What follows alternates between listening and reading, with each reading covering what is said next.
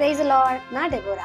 இயேசுவை மரவார்பஸ்லேருந்து ஏசப்பா எங்களை பார்த்து என்ன பேசுறாருன்னா, யோவான் 8:32 சத்தியத்தையும் அறிவீர்கள், சத்தியம் உங்களை விடுவிக்கும் என்றார். ஆமென். இந்த வசனத்துல சத்தியம் ஒருத்தர் விடுவிக்குமா, அது எப்படிதான் யாராச்சும் யோசிச்சுன்னா, இதே புத்தகத்துல ஆண்டவர் 2 வசனத்துல வெளிப்படுத்தின விஷயத்த எப்படி இருக்குன்னா, 1:14, அதாவது யோவான் 14:6 நானே வழியும் சத்தியமும் ஜீவனுமா இருக்கிற விஷயத்த சொல்லியிருப்பாரு.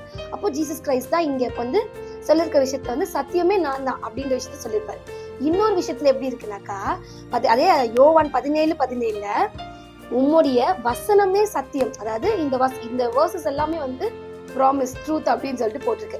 இதன் மூலியமா ஒருத்தரை விடுவிக்கிறது எப்படியா இருக்குன்னு நான் பாக்குறேன் அப்படின்னா, இந்த வசனத்துல நம்ம படிக்கும் போது இதை நம்ம டிக்ளேர் பண்ணணும். இவங்களுக்கு செஞ்சீங்களே எனக்கும் செய்வீங்க ஏசப்பான்னு ஒரு விஷயத்த நம்ம டிக்ளேர் பண்ணும்போது நம்ம விடுதலை ஆகும். இது குறித்து சின்ன ஜாம் பண்ணிக்கலாமா? நன்றி தகப்பனே, நேற்றும் என்றும் என்றும் மாறாதவே அப்பா, அவங்க வசனமே எங்களுக்கு சத்தியம், உங்களுடைய சத்தியத்தினாலே நாங்கள் விடுதலை பெறுவோம் என்பதை விசுவாசிக்கிறோம். இயேசுவின் நாமத்தில் பிதாவே, ஆமென்.